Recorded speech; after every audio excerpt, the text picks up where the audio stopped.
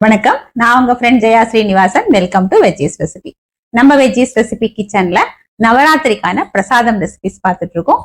அந்த வரிசையில இன்னைக்கு 3வது நாளுக்கான பிரசாதம் நம்ம பார்க்க போறோம். கேசரி ரொம்ப ஈஸியா பண்ணக்கூடிய ஒரு ஸ்வீட் அப்படின்னா கூட அது எல்லா நேரமும் ஒரே மாதிரி அமையாது. சில சமயம் ரவா கட்டி தட்டிடும், சில சமயம் வேகாது, சில சமயம் வெந்ததுக்கு அப்புறம் ரொம்ப இறுகி போயிடும். இந்த மாதிரி நிறைய விஷயங்கள் இருக்கும். அப்படி எல்லாம் இல்லாம கை வலிக்கு கிளறாம ரொம்ப ஈஸியா குவிக்கா ஒன் பாட் ரெசிபியா நம்ம குக்கர்லயே பண்ணி முடிச்சிடலாம். கன்சிஸ்டன்சி அவ்வளோ ஃபர்ஸ்ட் கிளாஸா வரும். ரவையும் ரொம்ப நல்லா வெந்து கொஞ்சம் கூட கட்டி தட்டாம ரொம்ப நல்லா இருக்கும்.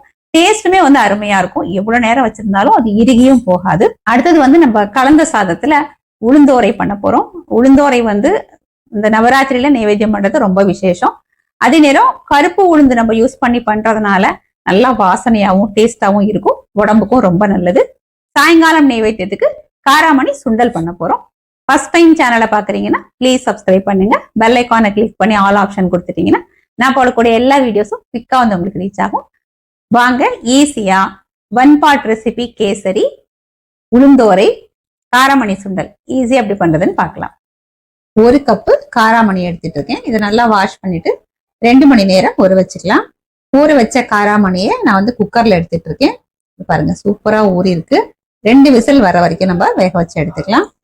குக்கர் 2 விசில் ப்ரெஷரும் ரிலீஸ் ஆயாச்சு. குக்கர் மூடியை நம்ம திறந்துடலாம். பாருங்க காராமணி பர்ஃபெக்டா வெந்திருக்கு. பாருங்க எவ்வளவு சாஃப்டா வெந்திருக்கு. தண்ணியை நம்ம ட்ரைன் பண்ணி எடுத்துக்கலாம். ஸ்டவ்ல ஒரு பேன் வச்சுட்டு அதுல 1 டேபிள் ஸ்பூன் எண்ணெய் விட்டுருக்கேன். எண்ணெய் சூடானதும் 1/2 டீஸ்பூன் கடுகு, கடுகு வெடிச்சதும் 1 டீஸ்பூன் உளுத்தம்பருப்பு, 1 டீஸ்பூன் கடலைப்பருப்பு, 2 காஞ்ச மிளகாய், 1/4 டீஸ்பூன் பெருங்காயம். பருப்பு கொஞ்சம் நல்லா செவந்து வரட்டும். கொஞ்சம் கருவேப்பிலை. நம்ம காராமணியை வேக வச்சு தண்ணி ஃபுல்லா ஃபில்டர் பண்ணி வச்சிருக்கோம். இதை சேர்த்துடலாம். சுண்டலுக்கு தேவையான உப்பு, 1/8 டீஸ்பூன் மஞ்சள் பொடி, 2 டேபிள் ஸ்பூன் தேங்காய் துருவல். இது எல்லாத்தையும் நல்லா மிக்ஸ் பண்ணி விட்டுருவோம். கொஞ்சமா கொத்தமல்லி தூவிடுவோம். இதை நல்லா கலந்து விட்டுட்டு ஸ்டவ் ஆஃப் பண்ணிக்கலாம். இந்த காராமணி சுண்டலை வேற பவுலுக்கு நம்ம மாத்திப்போம். ஸ்டவ்ல ஒரு கடாய் வச்சுட்டு 1/2 டேபிள் ஸ்பூன் நெய் சேர்த்துக்கலாம். இந்த கப்ல 1/2 கப்பு ரவா எடுத்துட்டு இருக்கேன். உப்மா ரவா, பாம்பே ரவா சொல்லுவோம் இல்லையா, அந்த ரவா எல்லாமே நம்ம இந்த கப்ல தான் அளந்து எடுத்துக்க போறோம். நல்லா வாசனை லேசா கலர் மாறுற வரைக்கும் வறுத்துக்கணும். ரவை பாருங்க லேசா கலர் மாறி நல்லா வறுபட்டாச்சு. இப்ப ஸ்டவ் ஆஃப் பண்ணிட்டு இந்த ரவையை நம்ம வேற பவுலுக்கு மாத்திக்கலாம். ஸ்டவ்ல குக்கர் வச்சிருக்கேன். ஆனா நான் ஸ்டவ் ஆன் பண்ணல. ஃபர்ஸ்ட் நம்ம எல்லாத்தையும் இதுல சேர்த்துக்கலாம். அதுக்கப்புறம் ஸ்டவ் ஆன் பண்ணிப்போம். நம்ம ரவா அளந்து எடுத்தோம் இல்லையா, அதே கப்ல 1/4 கப்பு நெய் அதை குக்கர்ல சேர்த்துக்கலாம். அதே கப்ல 1 கப்பு சர்க்கரை, அதே கப்ல 2 கப்பு தண்ணி சேர்த்துக்கணும். பாருங்க அது 2வது கப்பு சேர்க்கிறேன். கலருக்காக நான் கொஞ்சம் குங்குமப்பூ சேர்த்துக்கிறேன். குங்குமப்பூக்கு பதிலா நம்ம கேசரி கலர் கூட சேர்த்துக்கலாம். இப்ப குக்கர் மூடிடலாம். நம்ம ஸ்டவ் ஆன் பண்ணிப்போம். இது 1 விசில் வந்ததுக்கு அப்புறம் ஸ்டவ் ஆஃப் பண்ணிட்டு நம்ம மேனுவலா ப்ரெஷரை ரிலீஸ் பண்ணிக்கணும். குக்கர் 1 விசில் வந்தாச்சு. நம்ம ப்ரெஷர் ரிலீஸ் பண்ணிடலாம். இது வெயிட் லேசா விட்டுட்டோம்னா ப்ரெஷர் ரிலீஸ் ஆயிடும். இந்த ப்ரெஷர் கம்ப்ளீட்டா ரிலீஸ் ஆகிற வரைக்கும் நம்ம குக்கர் மூடியை திறந்துடக்கூடாது. இப்போ கம்ப்ளீட்டா ப்ரெஷர் ரிலீஸ் ஆயாச்சு. இப்ப குக்கர் மூடியை திறந்துடலாம். சர்க்கரை நல்லா கரைஞ்சி தண்ணி நல்லா கொதிச்சிட்டு இருக்கு. நம்ம சேர்த்திருக்கிற குங்குமப்பூவோட கலர் தண்ணியில நல்லா மிக்ஸ் ஆயிருக்கு. 1/4 டீஸ்பூன் ஏலக்காய் பொடி சேர்த்துக்கலாம். நம்ம வறுத்து வச்சிருக்கோம் இல்லையா, அந்த ரவையும் சேர்த்துருவோம். இப்ப இதை நல்லா மிக்ஸ் பண்ணிக்கலாம். பார்க்கறதுக்கு ரொம்ப தண்ணியா இருக்கிற மாதிரி இருக்கு இல்லையா. நம்ம நெய்யில ரவாயை வறுத்ததுனால கட்டியும் தட்டாது. பாருங்க நல்லா கலந்து விட்டாச்சு. இப்ப இந்த குக்கர் மூடியை மூடிடுவோம். இது போல மூடிக்கணும். ஸ்டவ் ஆன் பண்ண வேண்டாம்.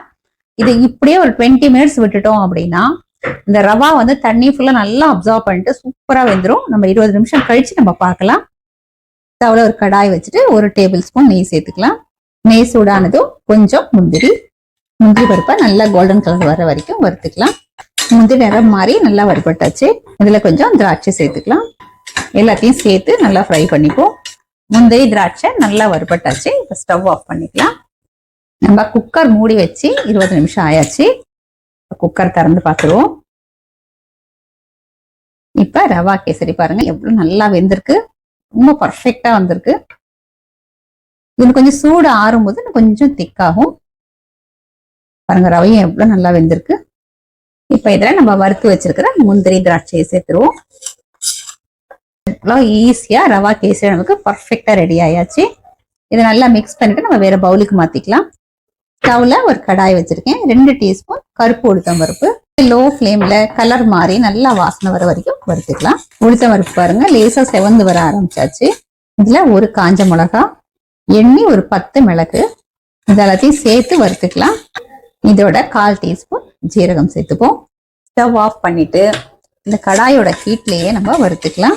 எல்லாமே நல்லா வறுபட்டாச்சு. இது கொஞ்சம் சூடு ஆறுனதுக்கு அப்புறம் மிக்ஸி ஜார்ல போட்டு கொஞ்சமா உப்பு சேர்த்து நம்ம பவுடர் பண்ணி எடுத்துப்போம். நம்ம முந்திரி திராட்சை வறுத்து அதே கடாய் ஸ்டவ்ல வச்சிருக்கேன். இதுல 1 டேபிள் ஸ்பூன் நல்லெண்ணெய் சேர்த்துக்கலாம். எண்ணெய் சூடானதும் 1/2 டீஸ்பூன் கடுகு, கடுகு வெடிச்சதும் 1 டீஸ்பூன் கடலைப்பருப்பு, 1 டேபிள் ஸ்பூன் வறுத்த வேர்க்கடலை, ஒரு காஞ்ச மிளகா, கொஞ்சம் கருவேப்பிலை, இதெல்லாத்தையும் நல்லா ஃப்ரை பண்ணிக்கலாம். நம்ம வறுத்ததை நான் மாதிரி பவுடர் பண்ணி வச்சிருக்கேன். இந்த பவுடரை கடாயில சேர்த்துப்போம். இந்த எண்ணெயிலேயே கொஞ்சம் நல்லா மிக்ஸ் பண்ணி விட்டுக்கலாம். ஒரு 100 கிராம் அரிசியை இந்த மாதிரி உதுருதுரா நான் சாதம் பண்ணி வச்சிருக்கேன். இந்த சாதத்தை இந்த கடாயில சேர்த்துக்கலாம். இந்த பொடியில உப்பு போட்டு நம்ம அரைச்சிட்டோம். இந்த சாதத்துக்கு தேவையான அளவு உப்பு சேர்த்துக்கலாம். கொஞ்சமா பெருங்காயம், இது எல்லாத்தையும் நல்லா கலந்து விட்டுக்கலாம். ஸ்டவ் ஃப்ளேம் சிம்ல வச்சுக்கோங்க. நல்லா மிக்ஸ் பண்ணி விட்டாச்சு. உளுந்தோரை பர்ஃபெக்டா ரெடி ஆயாச்சு. இப்போ இதை நம்ம வேற பவுலுக்கு மாத்திக்கலாம். இன்னைக்கு நவராத்திரிக்கான பிரசாதம் 1 பாட் ரவா கேசரி, உளுந்தோரை, காராமணி சுண்டல். 3மே வந்து ரொம்ப குவிக்கா ஈஸியா பர்ஃபெக்டா ரெடி பண்ணிட்டோம். அம்பாளுக்கும் நைவேத்தியம் பண்ணியாச்சு. வாங்க பிரசாதம் எடுத்துக்கலாம். 1 பாட் ரவா கேசரி பாருங்க கொஞ்சம் கூட இறுகாம ரொம்ப பர்ஃபெக்டான கன்சிஸ்டன்சில அருமையா இருக்கு.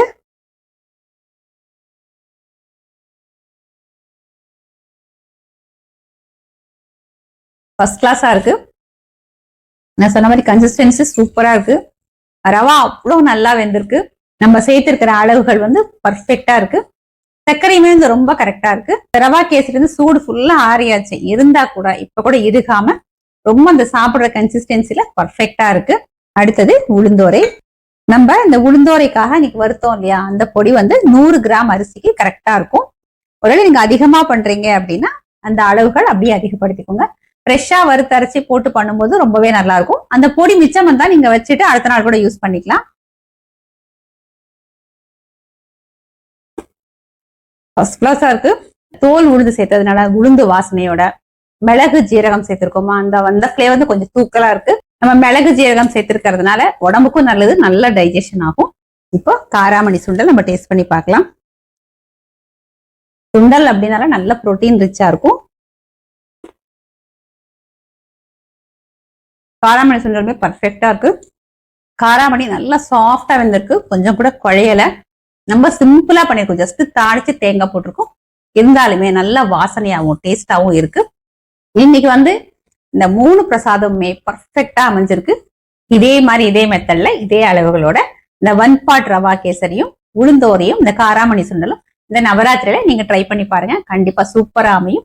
ட்ரை பண்ணி பார்த்துட்டு எப்படி வந்ததுன்னு கமெண்ட்ல சொல்லுங்க. லைக் பண்ணுங்க, உங்க ஃப்ரெண்ட்ஸ் அண்ட் ஃபேமிலியில ஷேர் பண்ணுங்க. இன்னொரு நவராத்திரி பிரசாத ரெசிபியோட நாளைக்கு நான் உங்களை மீட் பண்றேன். தேங்க்ஸ் ஃபார் வாட்சிங்.